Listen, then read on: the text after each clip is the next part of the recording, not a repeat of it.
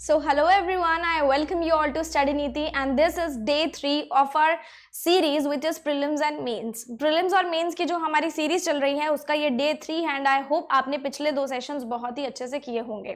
ठीक है, तो इस सेशन में भी हम लोग क्या करने वाले हैं, we will be doing arithmetic questions for prelims and mains examination. और ये जो क्वेश्चंस हमारे रहने वाले हैं these will be high level questions, मतलब आपको भी इसको सॉल्व करने में बहुत ज्यादा मजा आने वाला है. जैसे हम लोगों ने पिछले क्वेश्चंस कर रहे हैं, पिछली सीरीज में कर रहे हैं, उससे भी टॉप नॉच, उससे भी ज्यादा हाई लेवल के क्वेश्चंस हैं.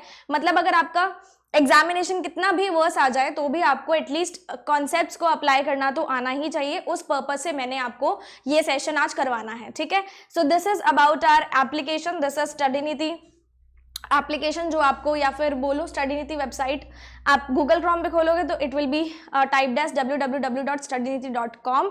और अगर आप प्ले स्टोर पे जाओगे तो प्ले स्टोर पे you will find study Niti and this is our application. आप उसको प्लीज डाउनलोड कर लेना बिकॉज यहाँ पे हमारे पास काफी सारा फ्री मटेरियल है. जो लोग भी बोलते हैं कि मैम आप पेड के अलावा फ्री मटेरियल के बारे में बात करो, तो हमारी जो एप्लीकेशन है उसमें फ्री मटेरियल रहता है जिसमें हम लोग क्वांट्स के आपको डीआईज देते हैं, डेली बेसिस पे अपलोड होता है. डेली बेसिस वाला बता रही हूँ. क्वांट्स के डीआई आपको मिलती है प्रीलिम्स प्लस मेंस की. रीजनिंग में आपको पजल्स मिलती हैं प्रीलिम्स प्लस मेंस की, puzzle and sitting arrangement prelims और मेंस दोनों की. ये डेली बेसिस का बता रही हूँ आपको. इंग्लिश की आपको आरसीज मिलती हैं, एकदम टॉप नॉच लेवल, तीनों चीजें रहती हैं. ये भी प्रीलिम्स और मेंस के सेंट्रिक होती हैं, ये डेली का रहता है. Plus CA. क्लियर? तो ये हमारा फ्री मटेरियल यहाँ पे अवेलेबल है. प्लस काफी सारी पीडीएफ्स भी आपको फ्री पीडीएफ्स के टैब में मिल जाएगी. तो if you are searching for some free material तो आपको यहाँ से मिल जाएगा. प्लस फ्री मॉक टेस्ट भी रहते हैं. हर एक एग्जामिनेशन का एक एक मॉक टेस्ट सभी का फ्री होता है, तो आप वहां से फ्री मॉक टेस्ट भी दे सकते हो.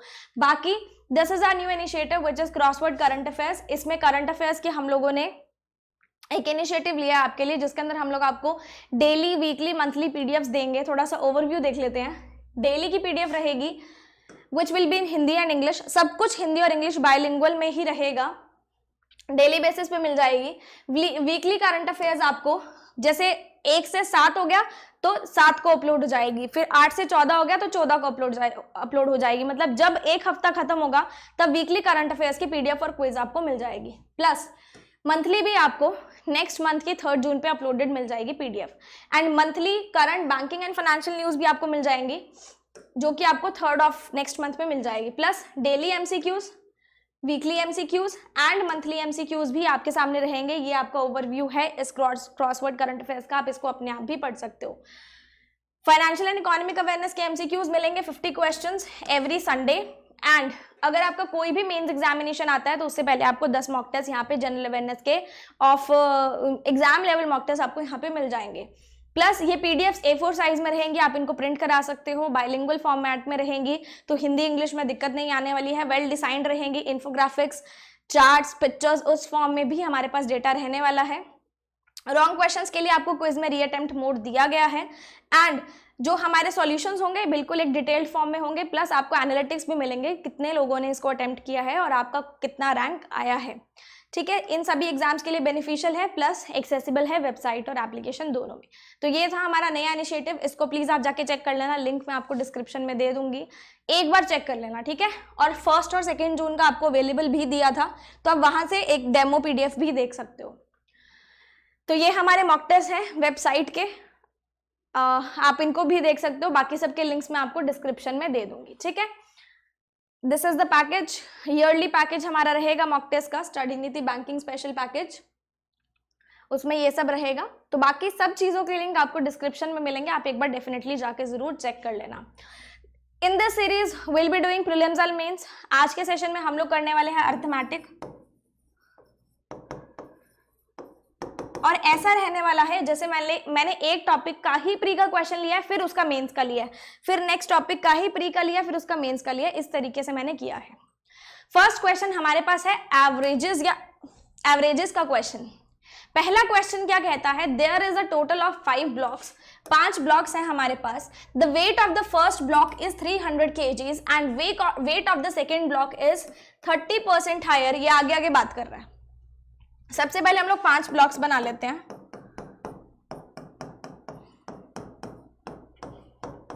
पहले का वेट था 300 किलो, सेकंड का वेट वो बोल रहा है 30% ज्यादा है किससे, थर्ड ब्लॉक से। थर्ड ब्लॉक का मुझे नहीं पता, हुज वेट मतलब थर्ड ब्लॉक का वेट 40% ज्यादा है किससे, फर्स्ट ब्लॉक से। फर्स्ट ब्लॉक का वेट कितना था हमारे पास, 300 था, तो 300 से 40% ज्यादा, 300 का 40% हमारे पास कितना होता है, 120। तो 300 प्लस 120 हमारे पास कितना हो जाएगा, 420। 300 प्लस 120 420 हो जाएगा। 420 हमारे पास थर्ड ब्लॉक का आ गया। और उसने बोला था सेकेंड ब्लॉक का 30% हायर है थर्ड ब्लॉक से, मतलब 420 से भी 30% हायर। तो 420 का 30% हमारे पास कितना हो जाएगा, 126। तो इससे 126 हायर मतलब 546 आ गया वेट हमारे सेकेंड ब्लॉक का। Fourth block is of 600 kgs, 600 kilo का चौथा ब्लॉक है, and 25% lighter than the fifth block. ये जो फोर्थ ब्लॉक है 600 किलो का, ये 25% कम वेट में है फिफ्थ ब्लॉक से। मतलब अगर मैं बात करूं फिफ्थ ब्लॉक कितने का है, 100% का है। फिफ्थ ब्लॉक हमारे पास 100% का है, तो फोर्थ ब्लॉक उससे 25% कम है। मतलब फोर्थ ब्लॉक किसके बराबर आया, 100 माइनस 25, 75% के। 75% की वैल्यू अगर 600 है तो 100% की वैल्यू कितनी हो जाएगी, 100% की वैल्यू कितनी हो जाएगी, 800। ठीक है। Find the difference of the average weight of 4 heaviest and the 4 lightest blocks. 4 heaviest और 4 लाइटेस्ट ब्लॉक्स की एवरेज का डिफरेंस निकालना है। इसमें थोड़ा सा स्मार्ट वर्क करेंगे। देखो, अगर मैं 4 हेवीएस्ट बोलूं तो हमारे पास 1 2 3 4, ये हमारे पास यहाँ पे आ जाते हैं 4 हेवीएस्ट। ठीक है। अगर मैं 4 लाइटेस्ट बोलूं तो 1 2 3 4, ये हमारे पास आ जाते हैं 4 लाइटेस्ट। अगर आप थोड़ा सा ध्यान दोगे तो ये चीज क्या आ रही है, कॉमन आ रही है दोनों में, आ रही है कॉमन दोनों में। आप अगर बोलोगे 4 हेवीएस्ट का वेट, तो इन सब का आप टोटल लगाओगे, ये 4 हेवीएस्ट का वेट मैंने टोटल लगाया, डिवाइडेड बाय 4 करोगे, माइनस 4 लाइटेस्ट का वेट लगाओगे, डिवाइडेड बाय 4 करोगे। अगर आपने, just wait a second, just wait a second please.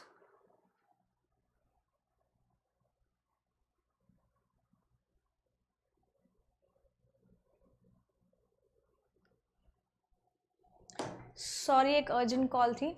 ठीक है, 4 हेवीएस्ट और 4 लाइटेस्ट आपको समझ में आ गया। तो आप इस तरीके से माइनस करोगे। अगर मैं 4 हेवीएस्ट देखूं तो इनमें ये चारों डिजिट्स ऐड हो जाएंगी। अगर मैं 4 लाइटेस्ट देखूं तो इनमें ये चारों डिजिट्स ऐड हो जाएंगी। ठीक है। लेकिन कॉमन आप देखो, ये तो ऐड हो रही है ना, 546, 420 और 600 यहाँ पे भी ऐड हो रही हैं, 526, 400 और 420 और 600 यहाँ पे भी ऐड हो रही हैं। तो अगर मैं इसको इससे कैंसिल कर दूं तो कोई फर्क पड़ता है? कोई फर्क नहीं पड़ता। हमारे पास बचा क्या, 300 और 800।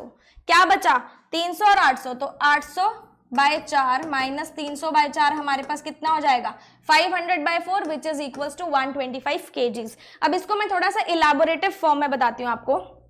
4 हेवीएस्ट का आपने वेट किया ये,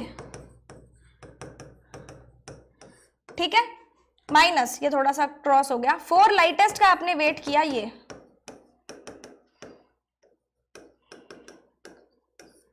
4 लाइटेस्ट का आपने किया वेट ये। ठीक है। अब अगर आप कॉमन देखोगे तो ये कट रही है ना एक दूसरे से, ये प्लस का है ये माइनस का है, तो बचा क्या, 300/4 और 800/4, 300/4 एंड 800/4। तो वही चीज हमने यहाँ पे करी। आपको देख के ही कॉमन समझ में आ जाना चाहिए था कि ये अपने आप ही माइनस हो जाएगा। So this was the first question of averages. अगला क्वेश्चन हम देखेंगे। ठीक है। There are some teachers in a school with an average age of 45 years. हम लोग मान लेते हैं x number of teachers हैं जिनकी average age है 45 years. Sum of maximum and minimum age is 108 years. तो देखो maximum और minimum का weight कितना है, 108, and difference between maximum and minimum is 27. तो हमें difference भी दिया हुआ है, maximum minus minimum का difference कितना है, 27। तो क्या मैक्सिमम और मिनिमम एज निकाल सकते हो, डेफिनेटली निकाल सकते हो। 2 मैक्सिमम किसके बराबर आ जाएगी, 135 के। तो मैक्सिमम एज मेरे पास कितनी आ गई, 67.5। अगर मैक्सिमम 67.5 आई तो मिनिमम कितनी आ जाएगी, किसी भी इक्वेशन में पुट कर दो, 67.5 माइनस 27, 40.5 मेरे पास क्या आ गई, मिनिमम एज। ये मैंने इक्वेशन से सॉल्व कर लिया। आगे क्या बोलता है, if 14 teachers left the school with an average age of 32.5 years, 14 teachers ने स्कूल छोड़ा जिनकी एवरेज एज थी 32.5 एंड 6 नए टीचर्स ने ज्वाइन किया, ठीक है। Out of these 6 new teachers, age of each 4 teachers is equal to the maximum age and age of each 2 teachers is equal to the minimum age। क्या बोलता है, 14 ने स्कूल छोड़ा, उनकी एवरेज एज गिवन थी, लेकिन जो बाकी के 6 हैं उसमें से 4 की एवरेज एज थी जो मैक्सिमम की है और 2 की एवरेज एज थी या 2 की एज थी जो मिनिमम एज है, मतलब 40.5, ठीक है। If the new average becomes इतना years then find the number of teachers initially. थोड़ा सा ध्यान देना, इसको हम शॉर्टकट से नहीं करेंगे, इसको हम बेसिक मेथड से करेंगे। आपको पता है कि एवरेज क्या होता है, total upon number of factors, ये सबको पता है। इनिशियली अगर मैं टीचर्स की बात करूं तो मेरे पास x नंबर ऑफ टीचर्स थे जिनकी एवरेज 45 ईयर्स थी।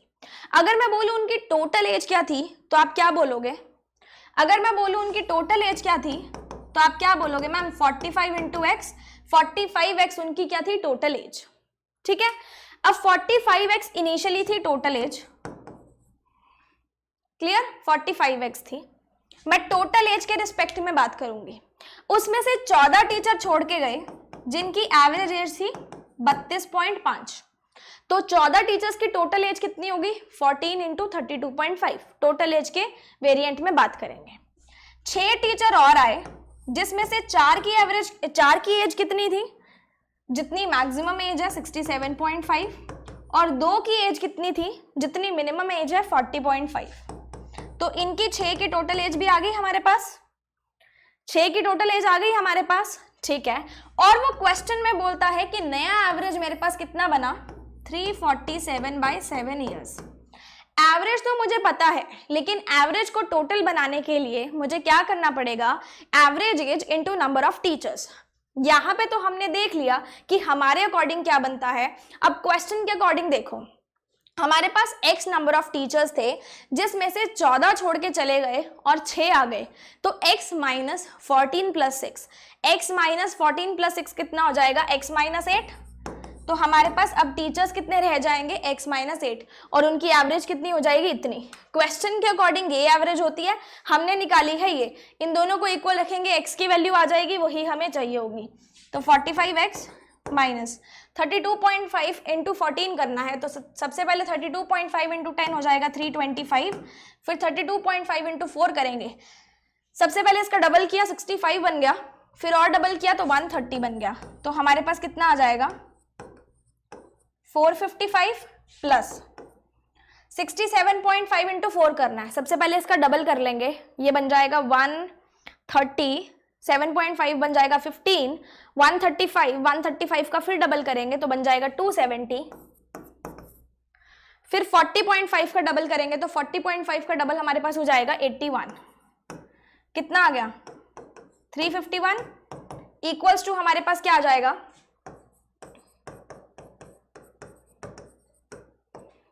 क्लियर, समझ में आ गई, ओके। अब ये देखो 454 माइनस 455, 454 नहीं है, 45x है, सॉरी। तो ये 455 और 351 का अगर मैं माइनस करूंगी तो हमारे पास आ जाएगा 104, 45x, ये 7 को मैं इधर ले आती हूँ, equals to 347x minus 347 into 8 हो जाएगा, 7 8 जार 56, 8 4 जार 32, 3 और 8 3 जार 24, 2776। अब इधर से कर लेते हैं 45 इंटू 7, 5 35, 3 28 और 3 315x माइनस 104, 28 7 28, 347x माइनस 2776। अब इसको सॉल्व कर लेते हैं, तो 347 और 315, 15 माइनस के तो मेरे पास आ जाएगा 32x की वैल्यू कितनी आ गई, 2776 में हमें माइनस करना है 728, तो ये 728 माइनस कर देंगे हम लोग, ये बचा 8, 4, 1048। तो हमें पता है 1024, 2 की पावर 6 होती है 32 एंड फिर 64, फिर 2 की पावर 10 हमारे पास होती है 1024, ये हो जाएगी 2 की पावर 11, ये हो जाएगी 2 की पावर 5 11। तो हमारे पास x की वैल्यू कितनी आ गई 2 की पावर 6, 2 की पावर 6 कितनी होती है 64। तो हमारा आंसर कितना आ गया ऑप्शन नंबर बी 64। आप सिंपल भी इसको कर सकते थे, जिसको पता है 2 की पावर 10 कितनी होती है 1024, उसको सीधा ही क्लिक हो जाएगा। ठीक है, आई होप आपको एवरेजेस का क्वेश्चन अच्छे से समझ में आ गया होगा। अब हम नेक्स्ट क्वेश्चन चलेंगे विच इज बेस्ड ऑन, कौन से चैप्टर पे बेस्ड है, एसआई एंड सीआई। देखो, A invested 1,20,000 and B invested 1,60,000 under simple interest and compound interest for 5 years and 2 years respectively. A ने इन्वेस्ट किया 1,20,000, B ने इन्वेस्ट किया 1,60,000, ठीक है, और सिंपल इंटरेस्ट पे किया इसने कंपाउंड इंटरेस्ट पे किया। कितने साल के लिए? 5 साल के लिए और 2 साल के लिए। The ratio of interest of CI and SI is 3:2। Compound interest और सिंपल इंटरेस्ट का रेशियो कितना है 3:2। Find the total interest earned by A if the rate of interest under CI is 12% per annum compounded annually. तो CI का मतलब 3 का हमें value दिया हुआ है 12। अगर 3 की वैल्यू 12 है, 3 की वैल्यू 12 है तो 2 की कितनी हो जाएगी, इतनी हो जाएगी। तो 2 की वैल्यू हमारे पास कितनी आ गई 8%। इसने लगाया 8% पे, इसने लगाया 12% पे, तो उसने हमें ए का इंटरेस्ट पूछा है। अब ए का सिंपल इंटरेस्ट था, तो सिंपल इंटरेस्ट क्या होता है, principal into rate into time. तो ये 8 5 40, तो 1200 इंटू 40, नहीं उसने किसका पूछा है, अच्छा टोटल इंटरेस्ट अर्न्ड बाय, तो सीआई और एसआई दोनों लेंगे। सबसे पहले सीआई निकाल लेते हैं, एसआई निकाल लेते हैं। तो 12 24 36 48 हो जाएगा। ये 48,000 किसका इंटरेस्ट आ गया, सीआई का। अब एसआई का देखना, 1,60,000 था, पहले साल के एंड में 12% का इंटरेस्ट लगा, तो 1,60,000 पे 12% का इंटरेस्ट लगाना है। सबसे पहले 16 इंटू 10 हो जाएगा 160, फिर 32 कितना लग जाएगा 19,200 रुपये। तो अब हमारी अमाउंट कितनी बन जाएगी 179200। अब फिर से मैं 12% का इंटरेस्ट लगा दूंगी सेकेंड ईयर के एंड पे। तो इस पे 12% का लगाना पड़ेगा। सबसे पहले 10% इसका हो जाएगा और फिर हमारे पास 2% इसका हो जाएगा 35। तो टोटल आ जाएगा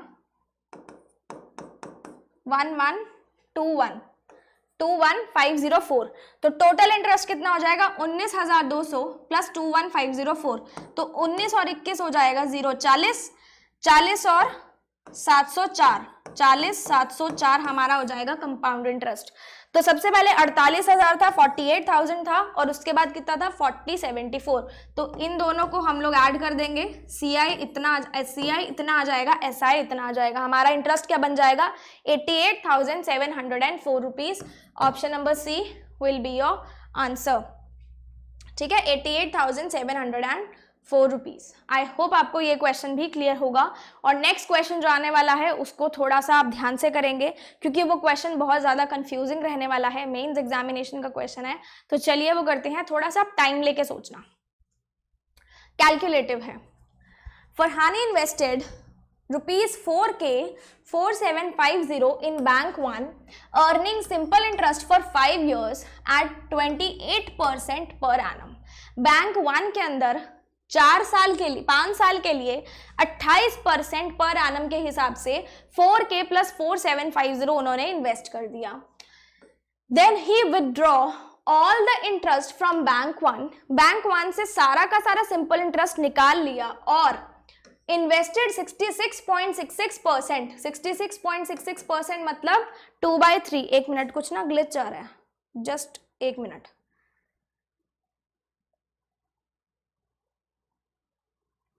फिर उसने क्या किया, इस इंटरेस्ट का 2/3 उसने बैंक 2 में इन्वेस्ट कर दिया 7 साल के लिए, earning simple interest eight 12.5% per annum. और आपको पता है 12.5% की फ्रैक्शन क्या होती है? 1/8।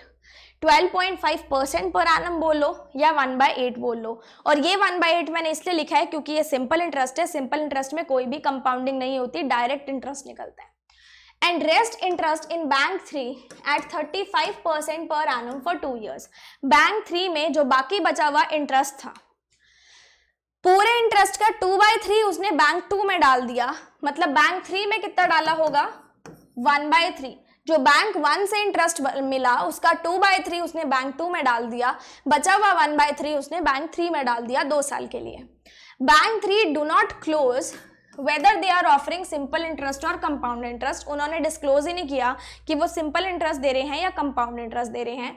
Total interest earn by Farhani from bank 2 is 2597 more than the interest from bank 3। उसको जो बैंक 2 से इंटरेस्ट मिलता है वो 2597 रुपीज बैंक 3 के इंटरेस्ट से ज्यादा है। Find the 800% of value of के। के की 800% वैल्यू फाइंड करनी है। 800% मतलब 8 टाइम्स, तो हमें 8K फाइंड करना है। 800% को आप 8 भी बोल सकते हो। If interest received by Farhani from any bank is an integer value, जो भी उसको इंटरेस्ट मिलेगा वो इंटीजर वैल्यू में होगा, वो डेसिमल्स में या फिर मतलब एज अ होल एक प्रॉपर नंबर में होगा जो भी हमें इंटरेस्ट मिलेगा। ठीक है, अब हम इसको शुरू करेंगे। यहाँ पे ध्यान देना, आपको 4K दिया है। अगर आपके पास 4K की वैल्यू आती है तो उसको डबल करोगे तो 8K की वैल्यू अपने आप आ जाएगी। सबसे पहले बैंक 1 के बारे में बात करूंगी मैं, या मैं इसको ना नेक्स्ट पेज पे करती हूँ, है ना, ताकि फिर हमें यहाँ पे दोबारा ना आना पड़े। बैंक 1 की मैं बात करती हूँ। उसने लगाया 4K प्लस 4750 28% पे 5 साल के लिए। ठीक है, मतलब उसको इंटरेस्ट कितना मिला होगा? Principal into rate into time. उसका सिंपल इंटरेस्ट कितना आ गया? 140%, मतलब 7/5।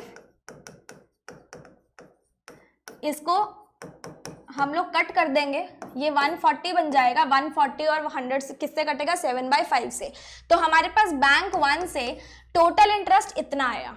अब उसने क्या कहा, इसके हमने 2 भाग कर दिए। इसको हम लोगों ने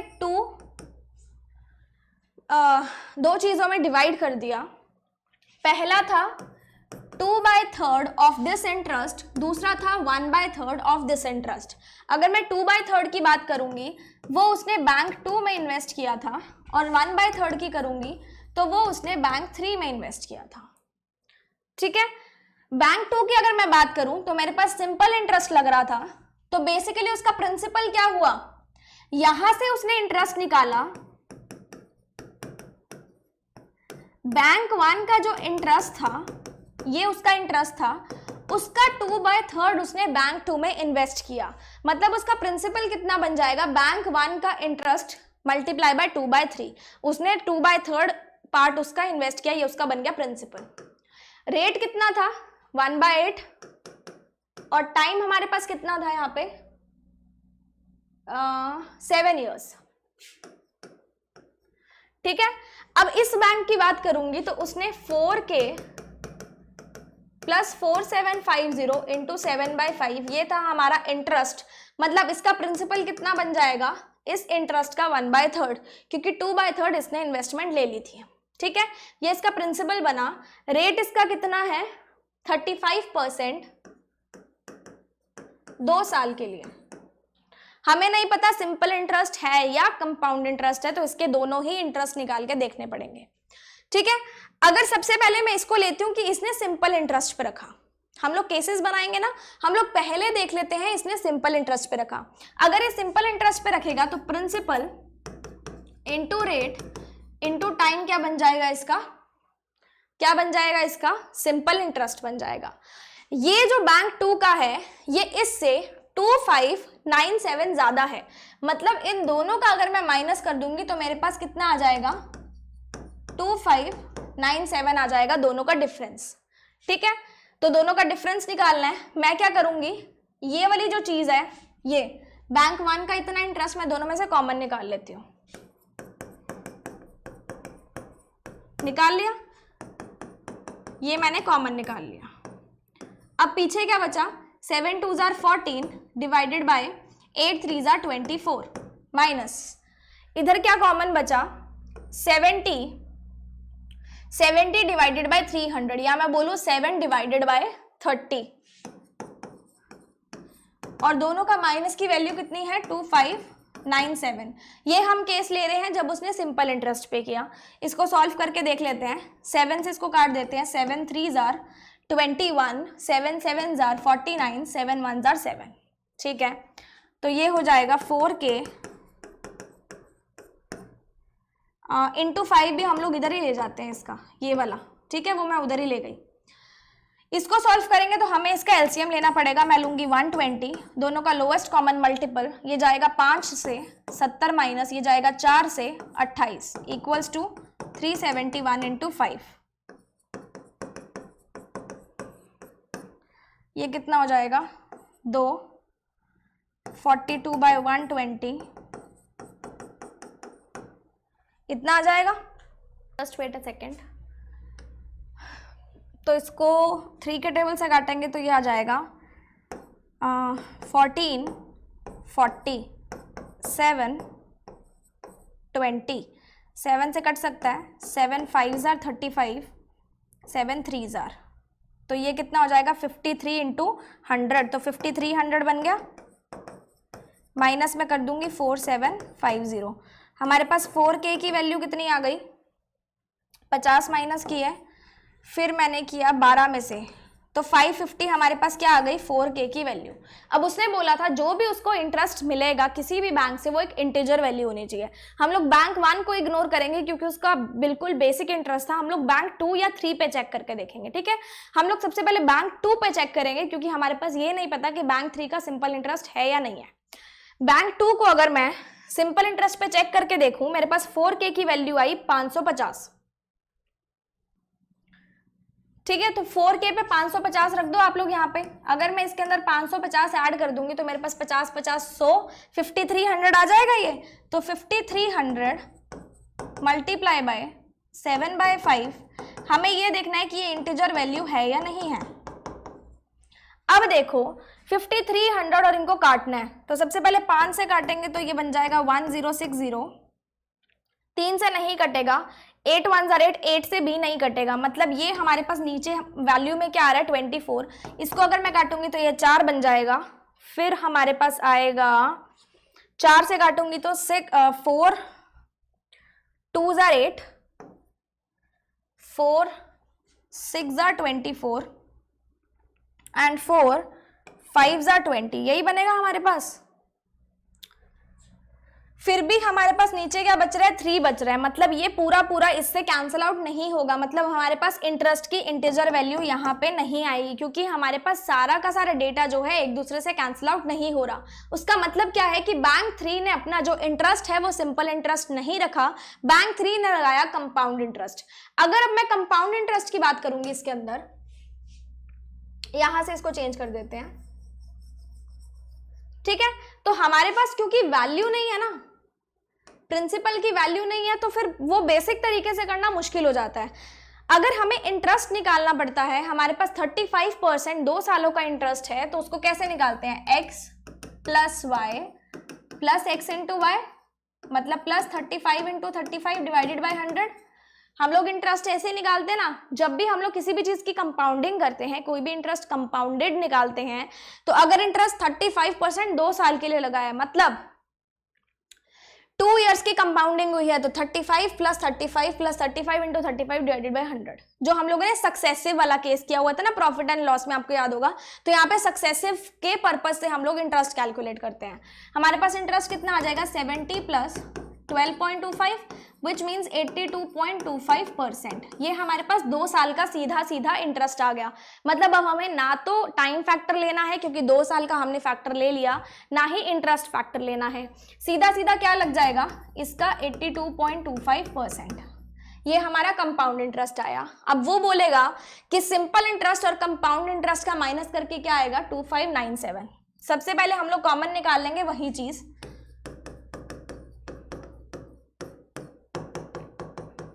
ठीक है, अब देखो पीछे क्या बचता है, यहाँ पे ये बच जाएगा विच इज 14/24 माइनस यहाँ पे क्या बच जाएगा, ये जा सकता है 3 से, 4 और 5 9, 9 और 8, 3 से नहीं जाएगा ना ये,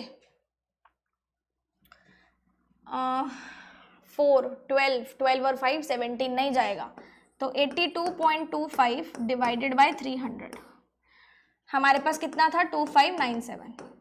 ठीक है, ये मैं कंपाउंड इंटरेस्ट के केस पे चेक कर रही हूँ। तो इसको 300 अगर मुझे बनाना पड़े तो मैं नहीं बना सकती, हम इसको बना देते हैं 600, 600 से कट जाएगा ना, 600 और 24, 12 से काटूंगी तो 50 और 25 पे कट जाएगा, है ना।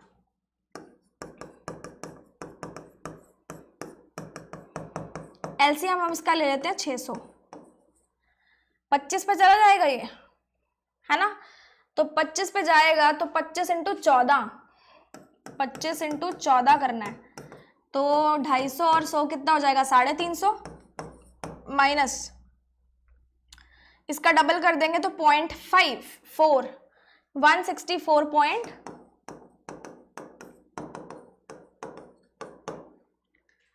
यही आएगा 164.5। अब 7 से काट देंगे तो ये हमारे पास आ जाएगा 371 एंड 5 को हम फिर से उधर ही ले जाएंगे,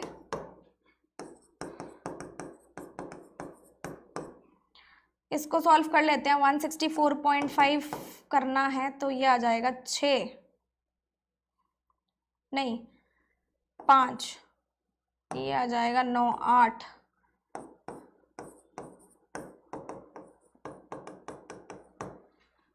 यही आएगा। अब 600 का बचा ये, just let me check, 350 minus 164.5, 160 घटाने हैं, फिर 4.5 घटाना है,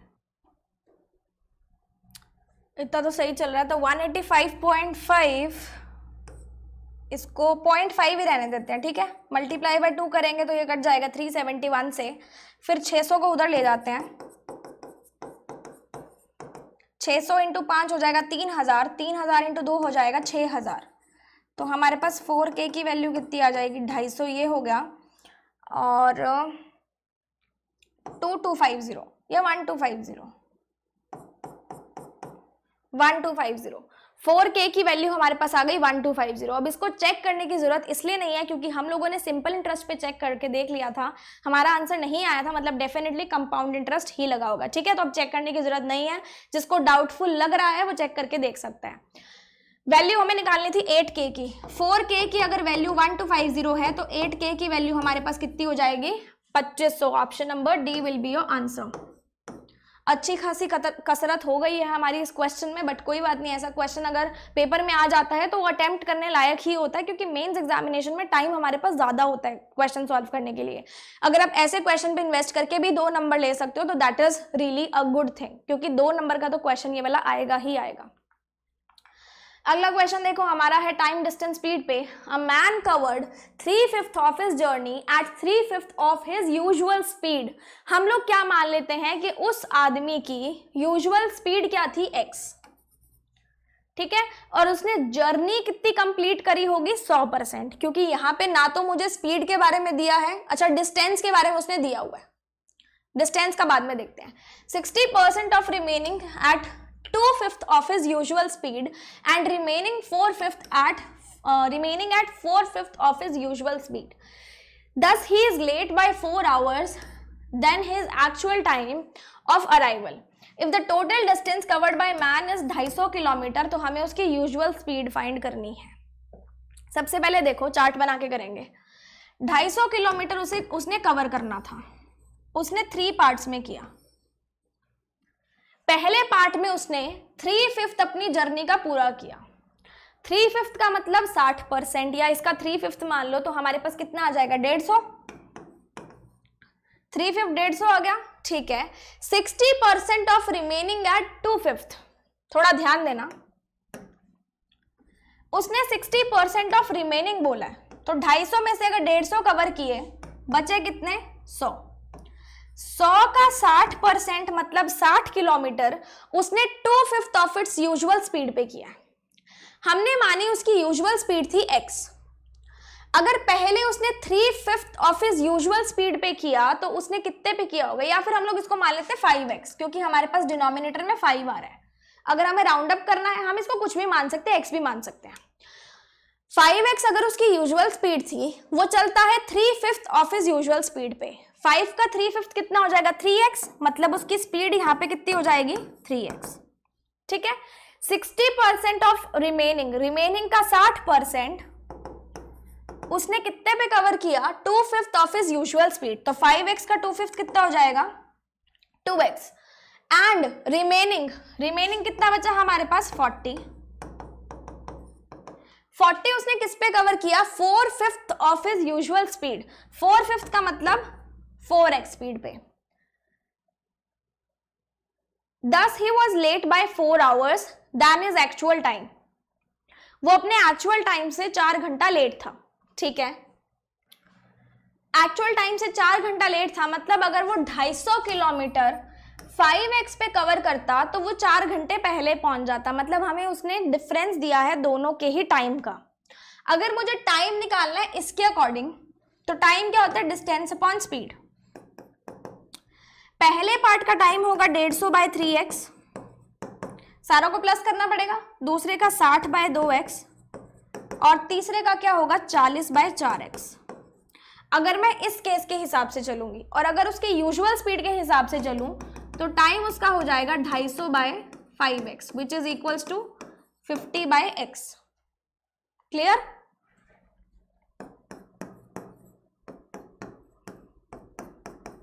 यहां से कितना आ जाएगा 50 प्लस 30 प्लस 10 90 बाय x और वहां से कितना आया 50 बाय x। उसने बोला है 90 बाय x और 50 बाय x का हमारे पास माइनस करेंगे तो कितना आएगा 4 घंटे। x की वैल्यू कितनी आ जाएगी मेरे पास 10 आ जाएगी।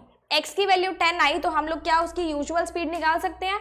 यूजुअल स्पीड है 5x, तो 5 into 10 is 50 kilometre per hour. तो उसका आंसर क्या निकल जाएगा 50 kilometre per hour. I hope this question is also clear to you as well. अब हम इसके मेंस लेवल क्वेश्चन पे चलेंगे। This is your mains level question. देखो वो क्या बोलता है। A person is riding a bike and travels a distance of 432 kilometre with speed of k kilometre per our. 432 kilometre cover करता है k किलोमीटर पर आवर के speed से। After traveling 12.5 of the distance due to some construction work on the road which is ahead till 66.66% of the remaining distance, मतलब 2/3 of the remaining distance, its speed is reduced by 20%। एक person था वो अपनी normal speed k kilometre per our से चल रहा था, लेकिन जब उसने जर्नी का 12.5% कवर किया, मतलब 1/8 डिस्टेंस कवर किया। वो 1/8 डिस्टेंस तो ओरिजिनल स्पीड के अकॉर्डिंग चला ना, 1/8 डिस्टेंस तो उसने k किलोमीटर पर आवर से कवर किया ना। तो ध्यान देना थोड़ा, 432 किलोमीटर वो चलता है, उसमें से पहला ऑब्स्ट्रक्शन आने से पहले वो 1/8 डिस्टेंस चल चुका है। 1/8 डिस्टेंस का मतलब क्या है 54 किलोमीटर्स, और उसकी स्पीड कितनी थी k किलोमीटर पर आवर, उसकी ओरिजिनल स्पीड थी। 1/8 कवर करने के बाद कंस्ट्रक्शन वर्क आ गया रोड पे, जिसकी वजह से रिमेनिंग का 2/3 वर्क डिस्टेंस 54 अगर हमने निकाले इसमें से, तो हमारे पास बचे कितने 54 निकाले ना, 378 बच गए।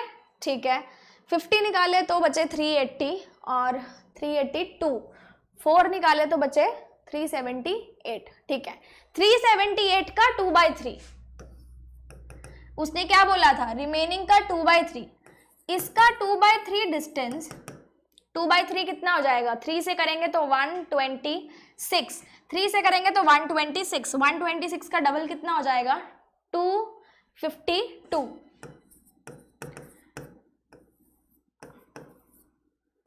252 किलोमीटर उसने किस स्पीड पे कवर किया, which is reduced by 20%। 20% come speed थी। हम लोग इसको मान लेते हैं 100 के, 100% ऑफ के बोल लेते हैं या 100 के किलोमीटर पर आवर बोल लेते हैं। अगर वो के निकालने को बोलेगा ना तो हम लोग 100 के निकाल लेंगे, हम लोग अपनी तरफ से भी इसको लेट कर सकते हैं, ठीक है। तो हम लोग 100 के मानेंगे तो यहाँ पे इसकी स्पीड कितनी आ जाएगी, 100।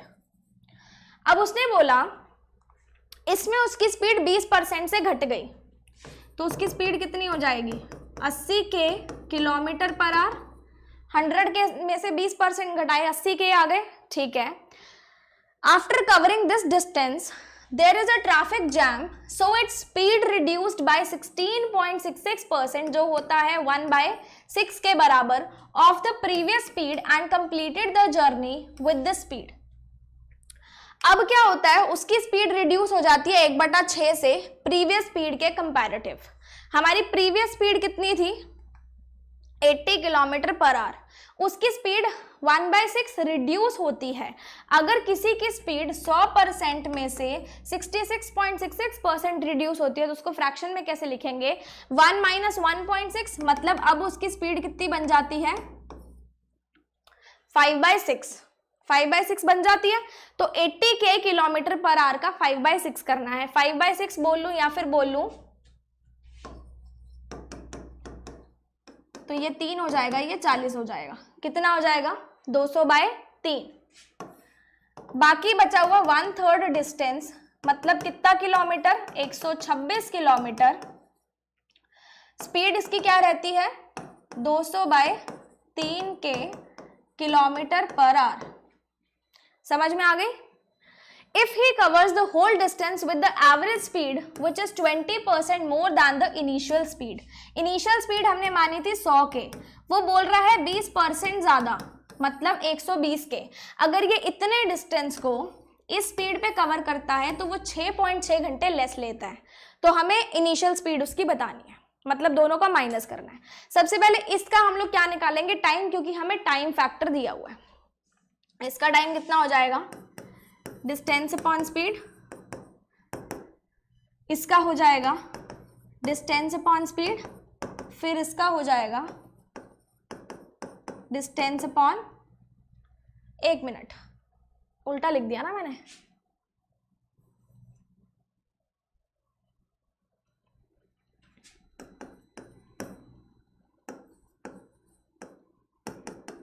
ये हो जाएगा। अगर वो इस पे कवर करता है तो उसको 6.6 घंटे ज्यादा लगते हैं। अगर कंपैरेटिवली वो यही डिस्टेंस इतने पे कवर करेगा, हमने जो ये देखा था, डिफरेंस कितना है, 6.6, क्लियर, 6.6 आवर्स। तो यहां से थोड़ा सा इसका कॉमन निकाल लेते हैं, 20 कॉमन निकाल लेते हैं सब में से। ये हो जाएगा 5, 4, 10, 6, 20 कॉमन निकाला था ना,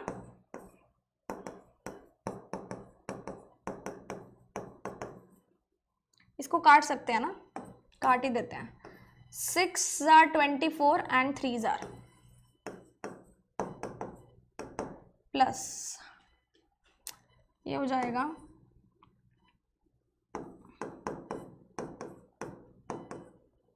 माइनस 6 7 are 42, 32 नहीं जाएगा ना, लेकिन 2 26 और 3 पे चला जाएगा। और ये जो 1/20 है इसको मैं इधर ले जाऊंगी। डेसिमल अगर यहां से उड़ेगा तो यहां से कैंसिल आउट हो जाएगा। अब इसका एलसीएम लेना पड़ेगा, 30 के इसका एलसीएम ले लेते हैं। 54 × 6 करना है, तो 6 4 are 24 प्लस 30 3 are 9,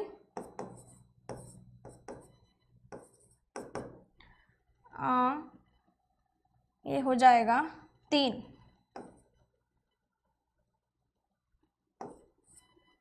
3 पे जाएगा ना, 21 23 2 माइनस,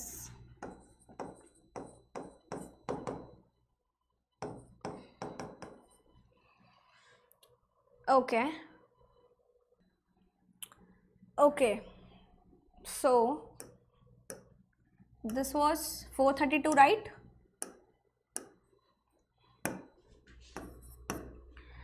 अब इसको कट कर लेते हैं 6 से, 6 7 जार 42 एंड 6 2 जार 12, पूरा कट हो जाएगा ये, ठीक है। डिवाइड में बचेगा k, तो यहाँ से थोड़ा सा क्वेश्चन हम लोग सही कर लेते हैं। 72 डिवाइडेड बाई k बचा ना, इसको पूरा ही कर लेते हैं।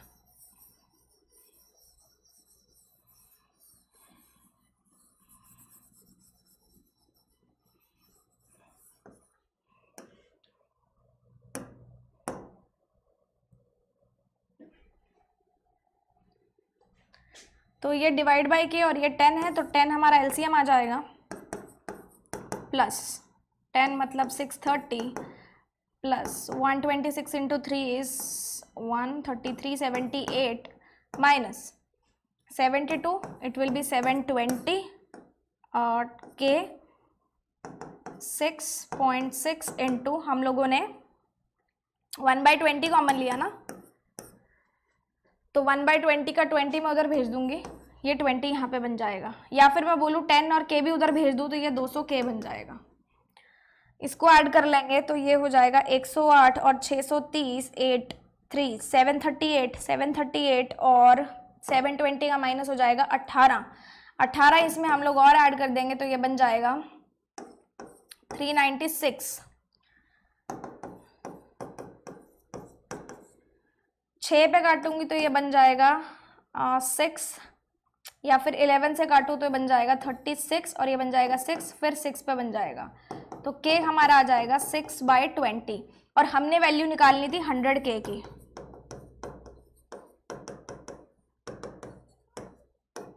थर्टी किलोमीटर पर आवर, हमारी स्पीड कितनी आ गई? 30 kilometre per our. Option number D will be your answer. अब हम लोग चलते हैं अपने नेक्स्ट क्वेश्चन पे, which is of time and work. Ani can complete the work in 12 days working 5 hours a day, and Anu can complete the same work in 25 days working 3 hours a day. Anish can destroy the same work in 15 days working 6 hours a day. Find the total time taken to complete or destroy the same work. थोड़ा सा ध्यान दो, हमें यहाँ पे answers hours में दिया हुआ है, तो हम लोग सारी यूनिट्स को आवर्स में कन्वर्ट कर लेंगे। अगर मैंने बोला है 12 दिन काम किया है 5 घंटे, तो 12 इंटू 5 कितना हो जाएगा? 60। तो मतलब अनी ने कितना काम किया होगा? 60 आवर्स। अनु ने कितना किया? 25 इंटू 3 75 आवर्स। एंड अनीश, क्या नाम है इसका? अनीश ही है ना? अनीश ने कितना किया है? 15 इंटू 6 90 आवर्स डिस्ट्रॉय किया, मतलब माइनस किया है। टोटल वर्क निकालेंगे तो हमें इसका एलसीएम लेना पड़ेगा। अगर मैं देखूं इसको तो 150 और 600 1200 1800 से लेके देख लेते हैं, ये हो जाएगा 3, या फिर 150 300, फिर 450 पे नहीं जाएगा 600, फिर 900 पे जा सकता है। 900 लेते हैं, ये हो जाएगा 15 और इसको मैं डबल कर दूंगी तो 1800 डिवाइडेड बाय 150 मतलब 12, ये हो जाएगा -10। उसने बोला है काम इकट्ठा करना उन्होंने, तो अगर मैं एक दिन की बात करूं या एक घंटे की बात करूं तो एक घंटे में वो कितनी यूनिट्स बना लेते हैं? 27 - 10 17 यूनिट्स बना लेते हैं। बताओ वो कितने दिन लगाएंगे? टोटल हमारे पास 900 यूनिट्स हैं, एक दिन में वो 17 यूनिट्स बनाते हैं, कितने घंटे लगेंगे? 17 5 * 85 50 17 2 3 2 * 34 बचा कितना? 160 16 कितना आ जाएगा? 52 16/17 आवर्स। हमारे पास आंसर है option number D 52 16/17 hours. Next question देख लेते हैं। A company manufactures 2 products, watches and toothbrush. All the watches are identical, so it will be taking the same amount of time in manufacturing of each watch. हर एक watch को same time लगेगा manufacturing करने में, क्योंकि सारी watches क्या है? Identical हैं। Same is true for the toothbrush as well. सारे टूथब्रश सेम है तो सबको सेम टाइम लगेगा बनने में। The workers who employed in a company are equal efficient. सारे के सारे वर्कर्स इक्वली एफिशिएंट है, सारों के सारों की एफिशिएंसी क्या है? सेम है। इन 1 day 20 workers can produce 60 watches and 40 toothbrushes.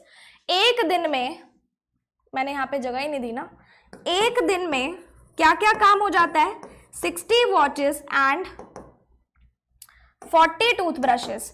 और एक दिन में काम कितने वर्कर कर रहे हैं, 20 वर्कर, मतलब 20 वर्कर काम करेंगे, 60 वॉचेस बनाएंगे, 40 टूथब्रशेस बनाएंगे।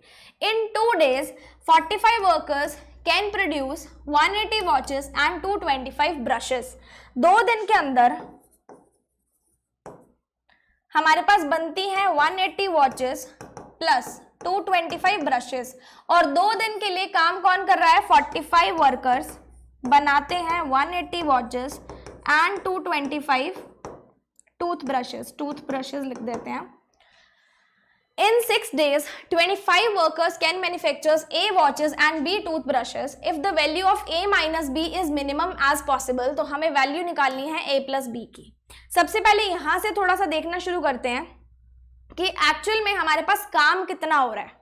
ठीक है, अगर मैं इसकी बात करूं तो 20 वर्कर्स बना रहे हैं 60 वॉचेस एंड 40 टूथब्रशेस। उसके ही साथ साथ अगले केस में 45 वर्कर्स बना रहे हैं 180 वॉचेस एंड 225 टूथब्रशेस। अगर मैं एक वर्कर की बात करूं तो एक वर्कर कितना बनाएगा, यहाँ पे 3 वॉचेस एंड 2 टूथब्रशेस।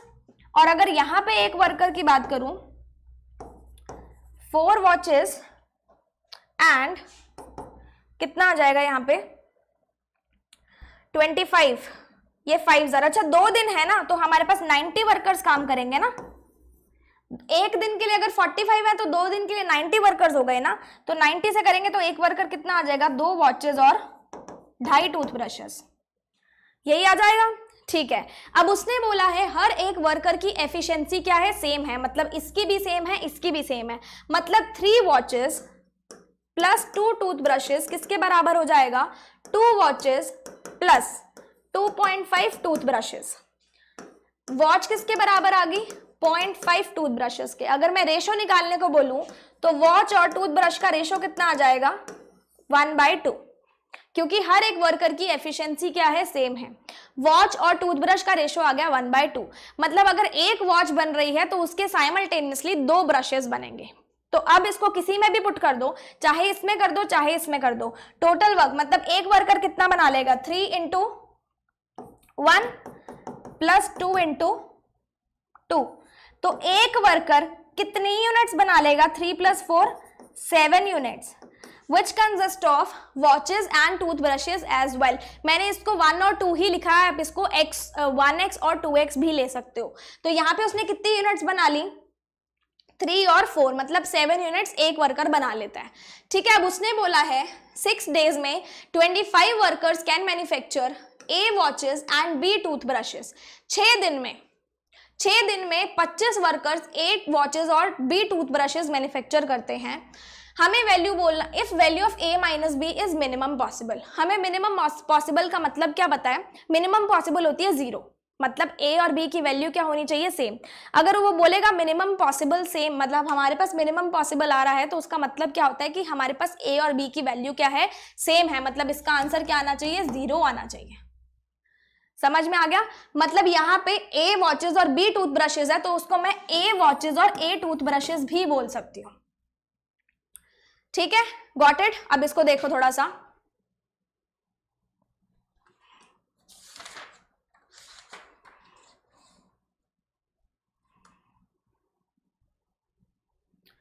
केस उसने बोला है 25 दिन 6 वर्कर, 25 दिन 6 वर्कर, और एक वर्कर कितनी यूनिट बना रहा है, 7 यूनिट्स बना रहा है दोनों की। ठीक है, तो देखो अगर मैं बोलूं टोटल काम कितना हुआ इसके अंदर, तो आप बोलोगे मैम 25 दिन काम हुआ, 6 वर्कर लगे और एक वर्कर ने 7 यूनिट बनाई, मतलब 25 दिन के लिए टोटल काम हमारे पास इतना हो जाएगा। और उसने बोला है 25 दिन में हमारे पास A वॉचेस और B टूथब्रशेस बन रहे हैं, A वॉचेस और B टूथब्रशेस बन रहे हैं। ठीक है, क्लियर है। तो देखो यहाँ पे 25 × 6 कितना हो जाएगा, 150, 150 × 7 मतलब 15 × 7, 15 × 7 ही होगा ना, 25 × 6 150, 150 × 7 हो जाएगा। तो 150 इंटू 7 हमारे पास हो जाएगा 150 इंटू 7 ही होगा क्या? What am I doing? ये 50 और 3 150, तो ये हो जाएगा 150 इंटू 7, और उसमें बन रही हैं A watches and B toothbrushes. Clear? अब इसको मैं क्या बोल सकती हूँ कि हमारे पास A ही वॉचेस हैं और A ही टूथब्रशेस हैं। क्यों? क्योंकि उसने यहाँ पे क्या बोला है, A और B की वैल्यू क्या है, मिनिमम पॉसिबल है यार। और अगर A और B की वैल्यू मिनिमम पॉसिबल है तो उसका मतलब क्या है कि A और B की वैल्यू क्या है, सेम है, तभी हमारे पास 0 हमारे पास आंसर में आने वाला है।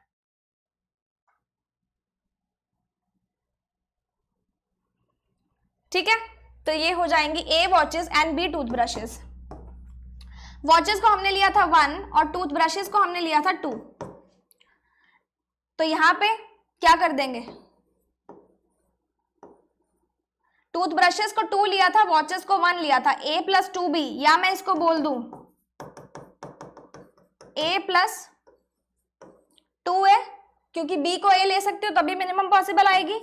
3A किसके बराबर हो जाएगी, 150 इंटू 7, ये हो जाएगी 50।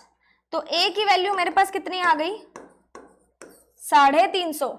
A की वैल्यू मेरे पास आ गई 350, और हमने यहाँ पे क्या बोला था, A और B की वैल्यू क्या है, सेम है। तो A और B की अगर वैल्यू सेम है तो 350 और 350 मेरे पास कितना हो जाएगा, 700। कितना हो जाएगा, 700। यहाँ पे 700 ऑप्शन में नहीं है मेरे पास, तो ऑप्शन नंबर ये आपका आंसर हो जाएगा। सिर्फ इस चीज का खेल था जो उसने मिनिमम पॉसिबल बोल दिया, मतलब हम लोग इसको 0 लेंगे, और 0 अगर लेंगे तो A और B की वैल्यू हमारे पास क्या आ जाएगी, सेम आ जाएगी। अगला क्वेश्चन देखो, A started a business and after 3 months B joined। Partnership का क्वेश्चन है। By investing half of the A's investment, सबसे पहले A ने बिजनेस शुरू किया, ठीक है, A ने कुछ इन्वेस्टमेंट करी और उसकी आधी इन्वेस्टमेंट पे B ने ज्वाइन कर लिया। मैं मानती हूं कि A ने 100 रुपए इन्वेस्ट किए तो B कितना इन्वेस्ट कर देगा, 50 रुपए। कब, after 3 months. After 7 more months, इसके 7 महीने और बाद, मतलब पहले 3 महीने बीते फिर 7 महीने और बीते, पहले 3 महीने बीते फिर 7 महीने और बीते, मतलब टोटल कितने महीने बीत गए, 10 महीने बीत गए। तो 10 महीने के बाद A ने छोड़ दिया, मतलब A ने कितने महीने काम किया, 10 महीने काम किया, A ने छोड़ दिया और C ज्वाइन कर लेता है। By investing 5/4 of the A's investment, 100 रुपए का 5/4, 100 divided by 4 is 25, 25 into 5 is 125। C investment कर लेगा 125 रुपए की 10 महीने के बाद। At the end of 1.5 years, 1.5 साल मतलब 12 + 6 18 months, तो ये आया 10 महीने बाद। 18 महीने में 10 महीने बाद आया, मतलब कितने महीने के लिए रहा, 8 महीने के लिए। और B 3 महीने बाद आया था, 18 मंथ्स में से 3 महीने बाद आया था, तो B कितने मंथ्स के लिए रहा, 15 महीने के लिए। The profit of A and B together is 4500 more than C। हमें टोटल प्रॉफिट निकालना है। सबसे पहले इन्वेस्टमेंट इनटू टाइम क्या आता है, प्रॉफिट शेयरिंग रेशो। तो यहां पे ये हो जाएगा,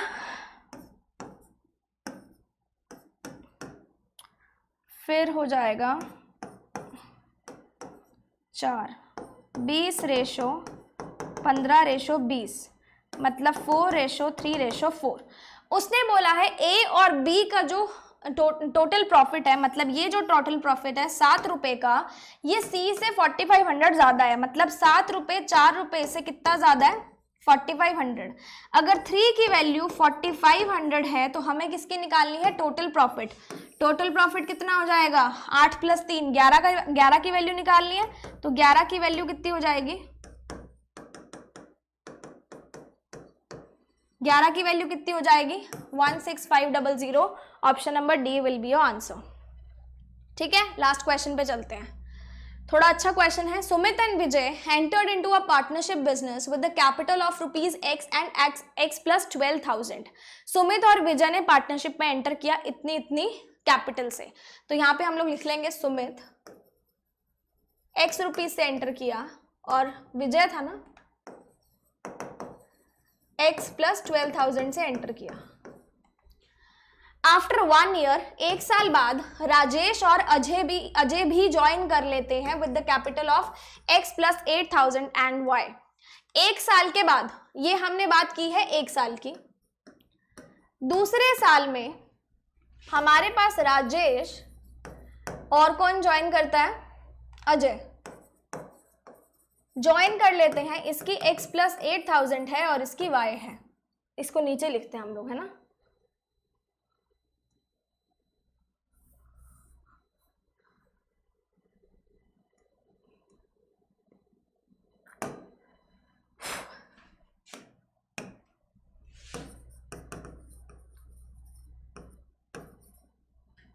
क्लियर। फिर क्या बोला है, at the end of second year, wait, at the end of second year Sumit and Rajesh withdrew their capital and Vijay invested for 1 more year। Second year के एंड पे सुमित और राजेश अपनी इन्वेस्टमेंट विड्रॉ कर लेते हैं, मतलब सेकेंड ईयर तक ही सुमित रहा और कौन रहा, राजेश रहा। विड्रॉ कर लेते हैं and Vijay invested for 1 more year। विजय तीसरे साल भी इन्वेस्ट करता है, मतलब दूसरे साल भी उसकी इन्वेस्टमेंट रही और तीसरे साल भी उसकी इन्वेस्टमेंट रही, इन दोनों ने छोड़ दिया।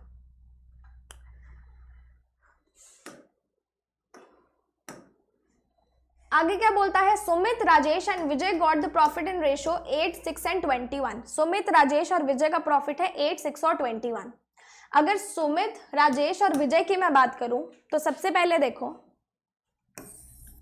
सुमित ने इन्वेस्ट किए x रुपीज 2 साल के लिए, विजय ने इन्वेस्ट किए x + 12,000 3 साल के लिए और राजेश ने इन्वेस्ट किए 1 साल के लिए। एक ही साल रहा था और इनकी रेशो कितनी है, 8, 6 और 12। ठीक है, ओके। क्या आंसर निकाल सकते हैं हम लोग, देखो सिंप्लीफाइड इसको और इसको ले लेते हैं।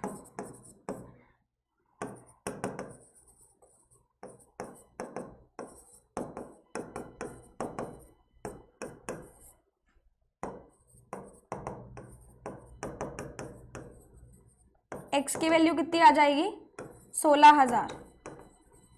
x की वैल्यू आ गई 16,000। अगर x की वैल्यू आ गई तो यहाँ पे सुमित की, विजय की और राजेश की तीनों की वैल्यूज हम लोग निकाल सकते हैं। उसने पूछा क्या, find the value of x, हमने निकाल ली। Average age of sum of the capital invested by all 3 partners. All 3 partners किसके बारे में बात कर रहा है, जिनका रेशो इसने दिया। अगर वो विजय के बारे में बात करता तो वो ऑल 4 पार्टनर्स बोलता, ऑल 3 पार्टनर्स मतलब ये वाले पार्टनर्स। क्या आप इनकी सारी की सारी एवरेज टोटल इन्वेस्टमेंट निकाल सकते हो। आपके पास x की वैल्यू आ चुकी है, तीनों का एवरेज कर दो, वैल्यू आ जाएगी, निकालने की जरूरत नहीं है। ठीक है, हम लोग नहीं निकालेंगे क्योंकि उसने आंसर नहीं पूछा, तो इसका भी आंसर हम लोग निकाल सकते हैं। Find the value of y। y के बारे में कोई भी इंफॉर्मेशन, पूरे के पूरे डेटा में नहीं दी उसने, तो y की इंफॉर्मेशन भी हमारे पास नहीं निकल सकती। मतलब हम लोग वैल्यू नंबर 1 और वैल्यू नंबर 2 निकाल सकते हैं और उसने यही पूछा था कि कितनी वैल्यूज हम लोग यहाँ पे डिटरमाइन कर सकते हैं। And a new person Ajay entered into partnership in the second year with the capital investment of, कुछ ही नहीं दिया हुआ।